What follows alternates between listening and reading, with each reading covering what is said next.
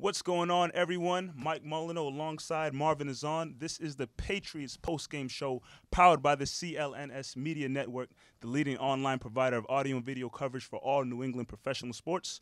Ugly game at Gillette Stadium. Was. Ugly game, but a win is a win. Patriots defeat the Los Angeles Chargers 21-13. Marv, like I said, as ugly as it was, a win is a win. Yes, it is. And we are here at a different location. We're at the Eddy in East Boston. As you can see, we have the CLNS fly gear on, moving on up, Mike.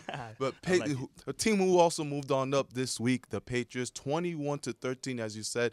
Very uncomfortable game, as I would say, in this game. You didn't really know which way this game was going.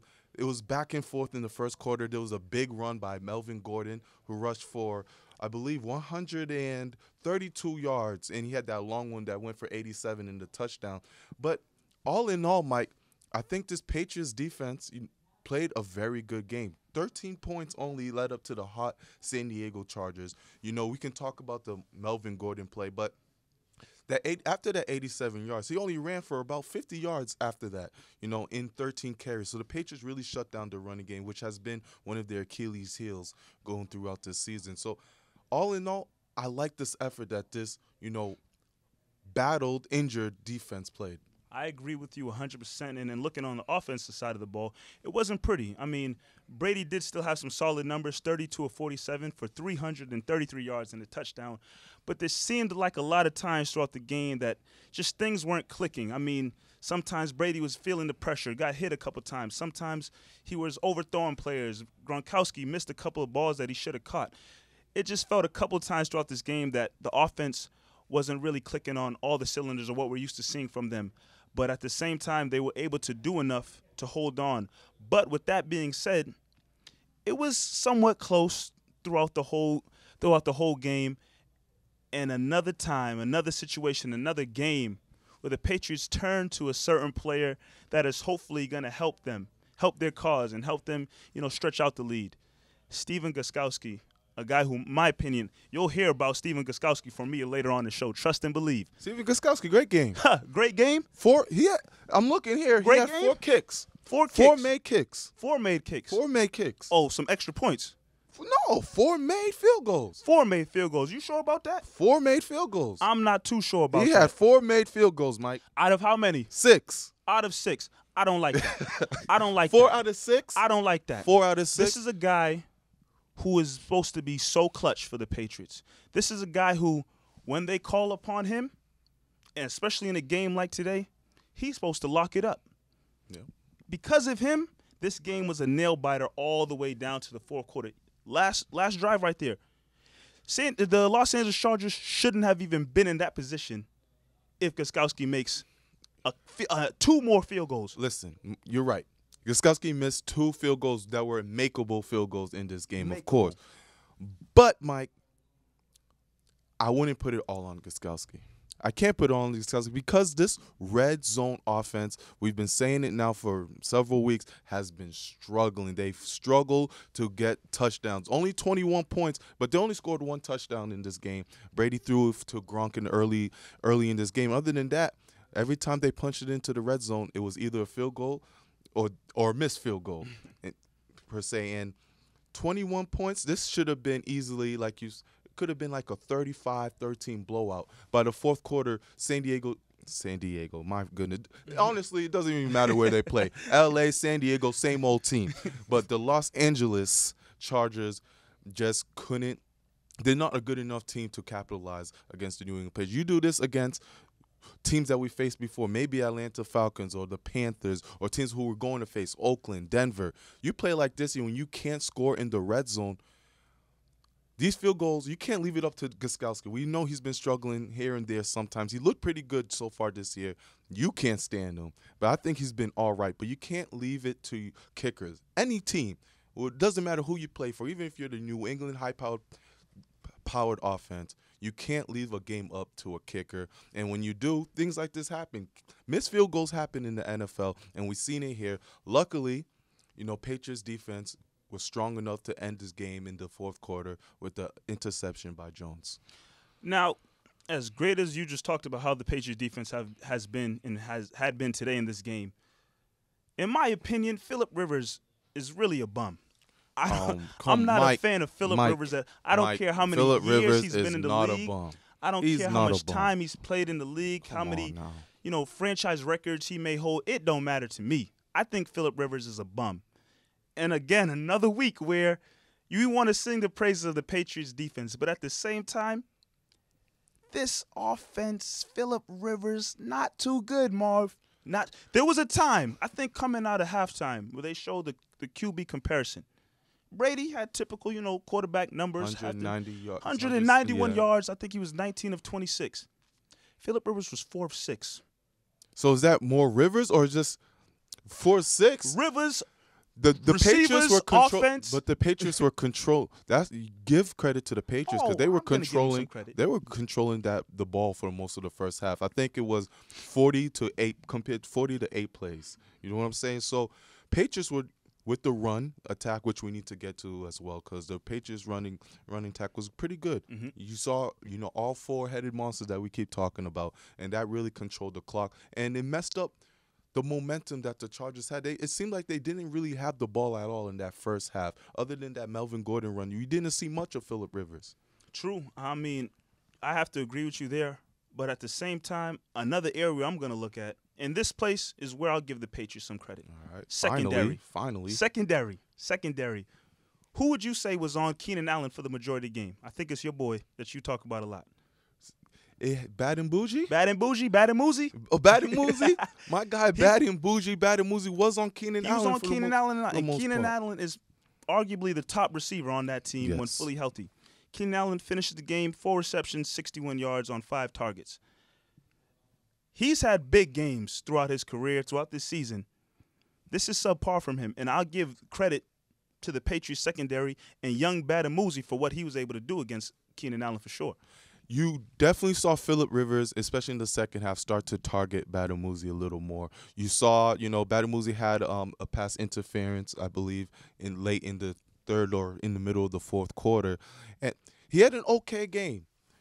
We saw the past 2 weeks he's been playing very well, but this is a guy who's never been in this type of position. He's not a starter. This is a special teams guy who's been placed in there because you have the injuries of Rowe. You have the injuries of Gilmore. So Bademosi is going to make plays out there. We're getting the best out of him. But Phillip Rivers was targeting him, and it was 50-50. It was 50-50. Bademosi made some plays, and then he got beat in some plays as well. But you got to give him credit for definitely stepping up in this situation. But one thing that we talked about on the pregame show that me and you had a chance to be a guest on, the fact that, there's no Gilmore, there's no Rowe. A game where you're missing these guys, going up against pretty solid receivers that the Chargers have. Doesn't seem to me too much that the Patriots are really missing those guys in the secondary. Obviously, we saw how today's game went, and obviously, you get Gilmore back and Rowe back. It's going to be great additions to have some depth with the secondary. But this is 3 weeks now where it doesn't seem to make a huge difference. Well, maybe it does, because when Gilmore was playing, 300-plus yards was being given up week after week to different quarterbacks. And then you have these last 2 weeks, whatever the case may be, where the secondary, the defense in general, just held opposing teams, opposing quarterbacks in check without this guy that the Patriots spent millions and millions and millions of dollars for. I think early in the season when you had Gilmore and Rowe in there, the big problem was the miscommunications in the defense. There was a lot of blown coverages. This Patriots defense for several years now, we've all said it. Bend, don't break defense. And I don't think this year was going to be any different. Secondary, we came into this year thinking secondary was going to be this defense strong suit, and it wasn't. But the miscommunication was the reason why we saw so many big yards. We saw so many touchdowns. And the last game that Gilmore played, Patricia kind of switched up the defense and made him play more man, and he was pretty successful playing man. So I think when you bring Gilmore back and Rowe, the defense can only get better. I think a lot of people are down on Gilmore, especially after the Panthers game with, the penalties and whatnot. But I think now that McCourty, he has those guys ready, the miscommunications, we haven't seen many of those. We haven't seen many blown coverages. When Gilmore comes back, when Rowe comes back, you can be more versatile. you can have Butler play smaller wide receivers because you don't have any size out there now. You know, you have Butler playing big receivers. Rowe's a big cornerback. You already know Gilmore's a big cornerback, and you need that. So when those guys come in, it can only be more successful that secondary. Very, very true indeed. I mean, we're all looking forward to see how they're going to continue to progress and work together. But one area that you wanted to touch upon was the running back situation. Yes. Patriots, like I said last week, I'll say it again this week. I feel like they have the most unique backfield in all of the NFL. I don't think there's any other teams that are showcasing four guys who are able to perform at a high level and be on the field for so many big plays. Patriots have that. Today, again on the pregame show, we talked about who might step up and have a big performance. I think we both said Burkhead might be that guy. Burkhead did have a great game, but everybody else was also involved, which is something that makes this Patriots offense so great. And it's so frustrating. It must be so frustrating for defenses to know who to try to defend out there because James White can come in and kill you for 3 plays, and the next thing you know, Dion Lewis is in there. Or the only one, like I said last week, that has a real certified role on this team is Gillislee.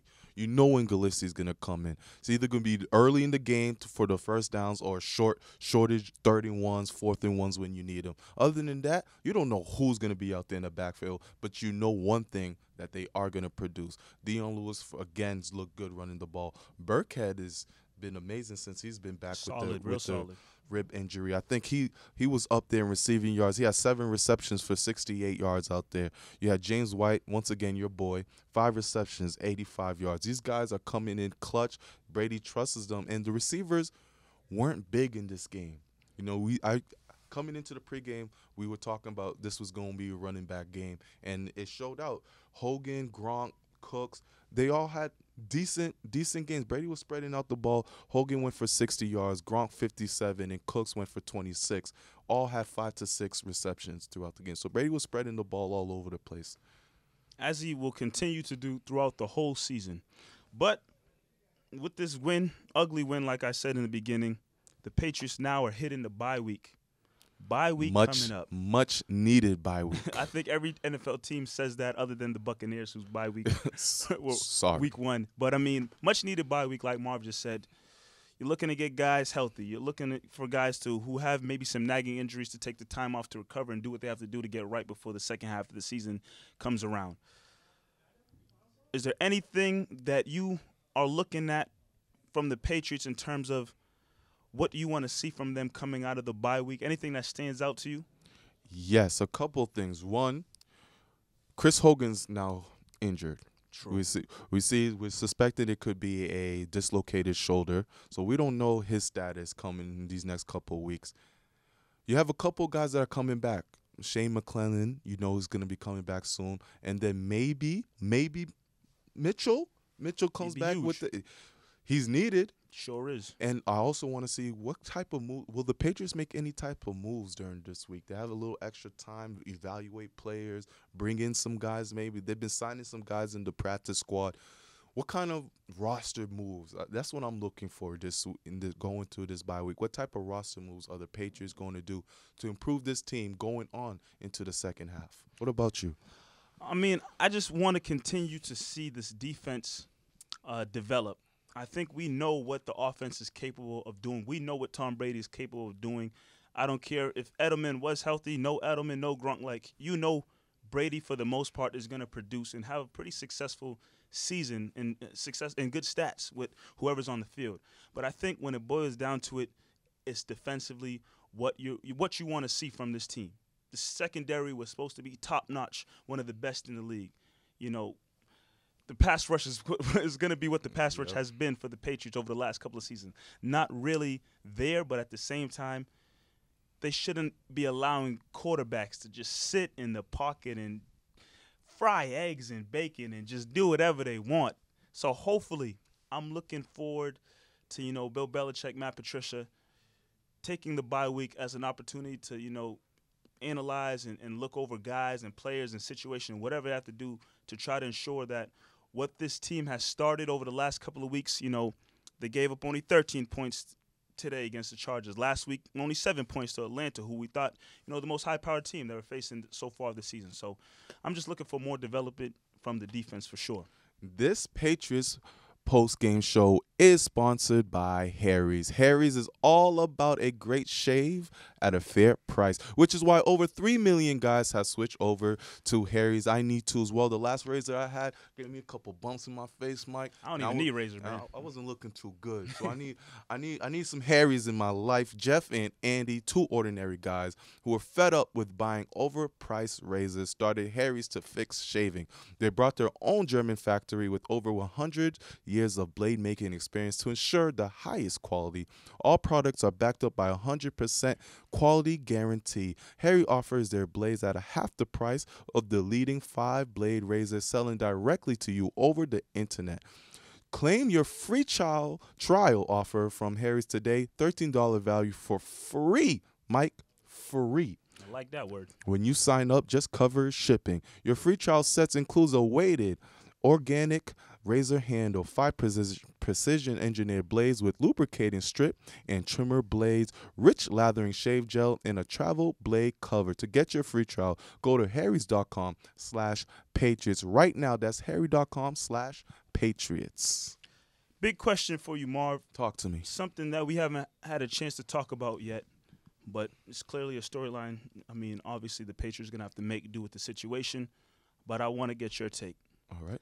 The loss of Donta Hightower for this Patriots defense, the leader out there, captain, one of the captains on the team. Yes. How is that loss going to affect the team and what this team is trying to do moving forward throughout the rest of the regular season? So, look, going into this game, it didn't seem like Patriots missed Hightower in this game when you watch this game here. But losing Hightower is a enormous blow to the Patriots. That's your quarterback. That's the quarterback of the defense. That's the guy, when he's in there, he's the one who gets everybody going, Mike.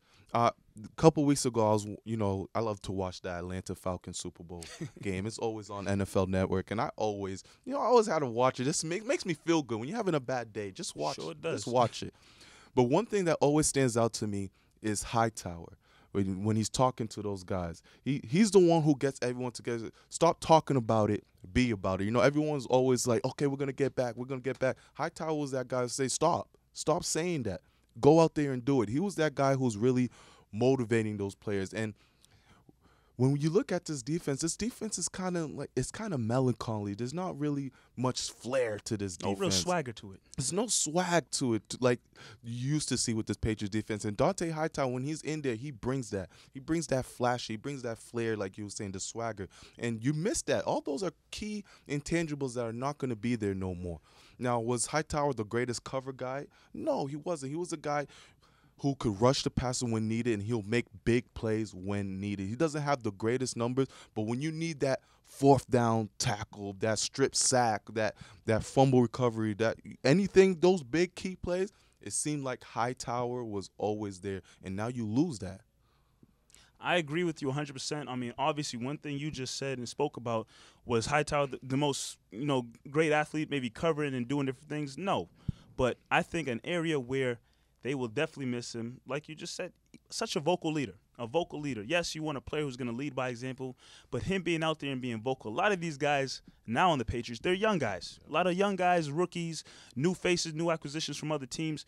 So Hightower's really a veteran of those guys up front, and missing out on not having him is huge. Not having that vocal leader, that presence there in the locker room and on the field, it's going to be tough. Obviously, it didn't seem like a big issue today because the Patriots had a pretty solid game against the Chargers team. In my opinion, they kind of suck, but they're gonna miss Hightower for sure. And this is one of the first times when you lose a big guy like Hightower and there's no other guy next up. You're like, oh, he can take Hightower's place and really step in that role. When you lose Brewski, okay, Mayo's coming up. He's going to take that. When you lose Mayo, Hightower and Jamie Collins are there. Those are the guys that are going to take the ring. Now you lose Hightower. No one's really standing out for you. I'm not looking at Landon Roberts and like, okay, Landon Roberts, It's time to shine. Yeah, I seen him out there. He was calling the plays out there, but he's not a guy I'm saying, okay, Landon Roberts gonna take over this defense or Van Noy. None of those guys give me that, that oomph that I'm excited for,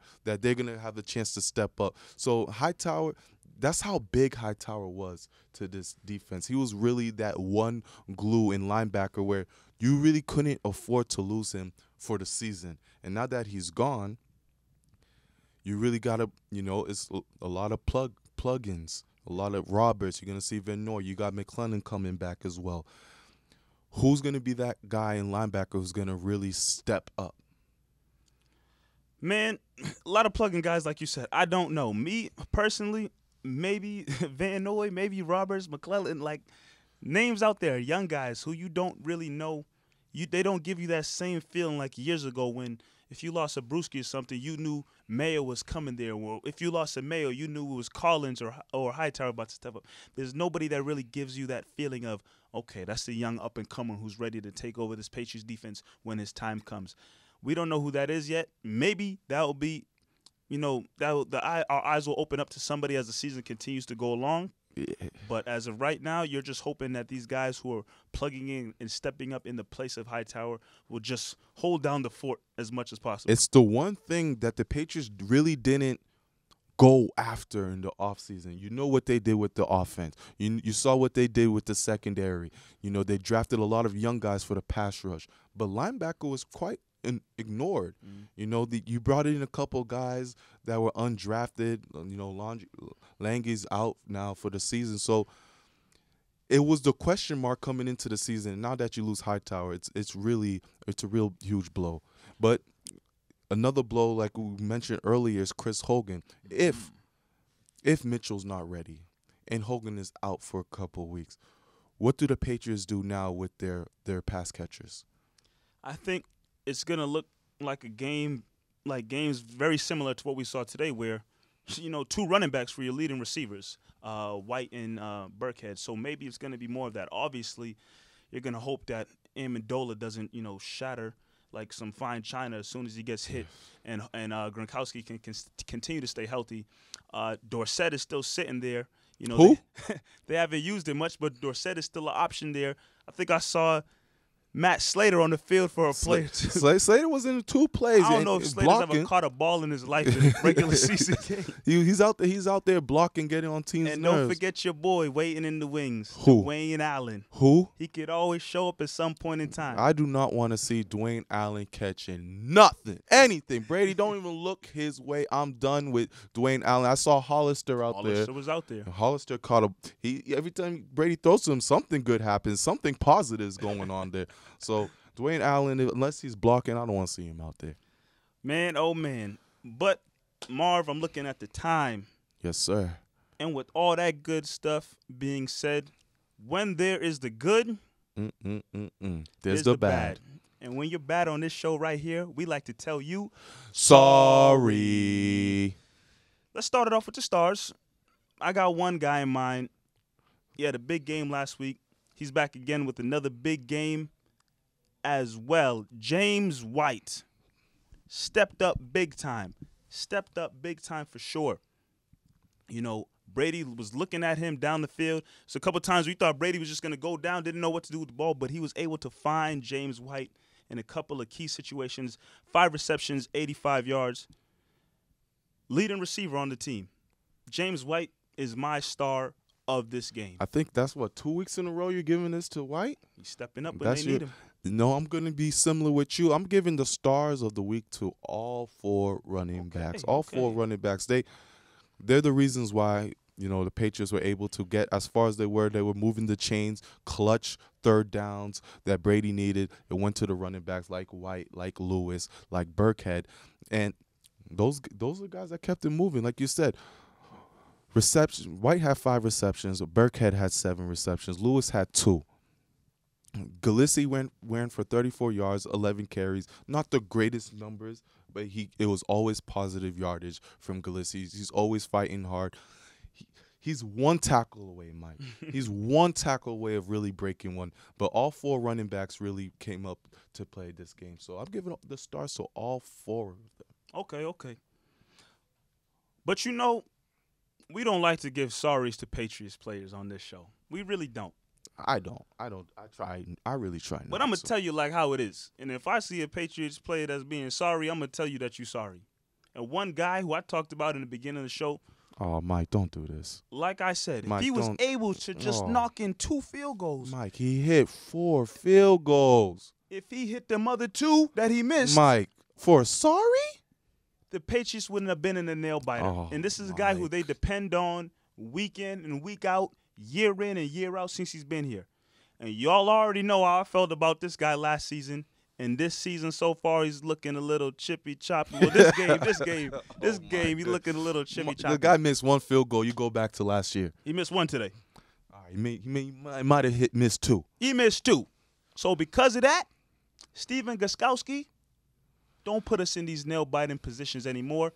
For me, I don't know about Marv, but for me, I'm going to give you a big fat sorry. This guy over here whispering it. You whispering? Huh? Sorry. Okay. Sorry.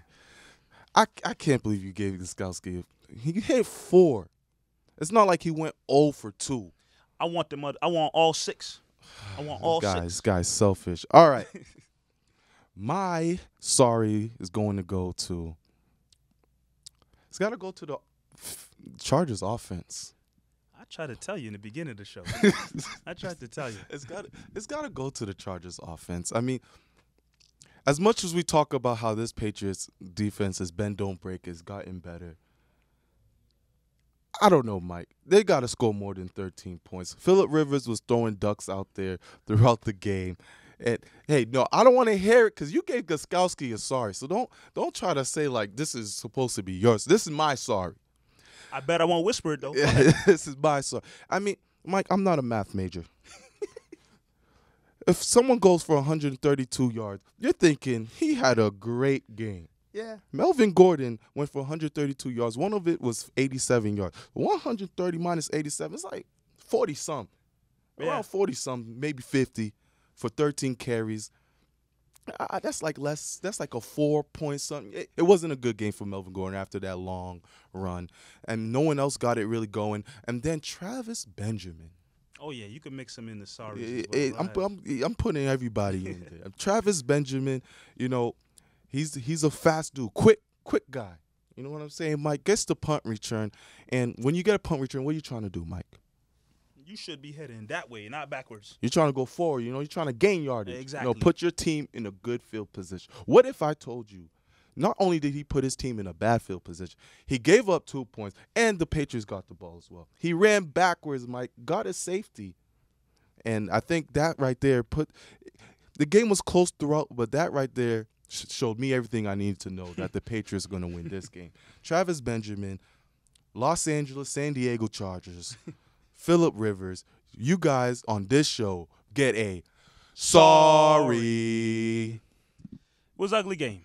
Ugly game, but like I said, bye week coming up. You get back from the bye week. This is needed, man. Much bye needed. week. And then in 2 weeks, you have a Sunday night showdown with the Denver Broncos in Denver, the Mile High City. I'm not scared. Not scared at all? I'm not. Trevor Siemian is sorry, too. Trevor Siemian. He didn't even play the game yet. He's sorry. Mike, he's sorry. Yet. Wow. Well, going off of that right there, any final thoughts before we step into this bye week?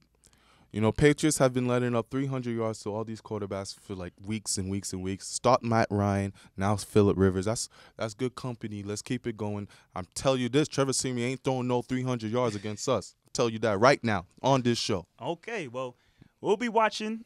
Like I said, bye week coming up.